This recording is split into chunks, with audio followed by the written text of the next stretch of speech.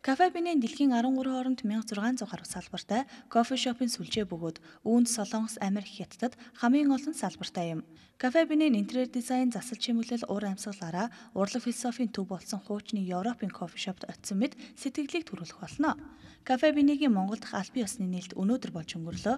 Нээлтийн үйл ажиллагаанд боловсрол шинжлэх ухааны сайд Ган Төмөр, Солонгос дахь Кафе Бинэгийн гүйцэтгэх захирал Ким Сун Вон, цэцгнээс хөөрхөн залуус буюу F4 киногоороо манай үзэгчдийн танил болсон жүжигчин Ким Бом, Кафе Бинэ Монголиа компани гүйцэтгэх захирал Ариун Батнаар оролцлоо. Кафе Бинэ Монголиа компани 1 жилийн байгуулагдаад 1 жил болж байна. Тэгээ энэ хоорондоо бид нар одоогоор 4 салбараа нээж ажиллаж байна.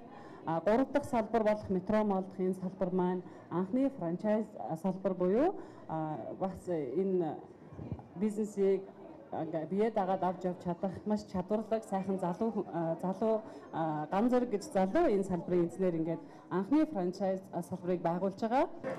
네, 카페베네 커피 맛은 전 세계가 카페베네 менюний хувьд кофе, желато, вафл болохоор ижилхэн, харин бекерийн хувьд жоохон тухайн орны хүмүүсийн онцлогтод тааруулаад амтыг нь жоохон өөрчилдгөө 2014 оны 1 сараас эхлээд Монголд хүүтэн учраас халуун десерт хөнгөн зуршиг гаргах төлөвлөгөөтэй байгаа.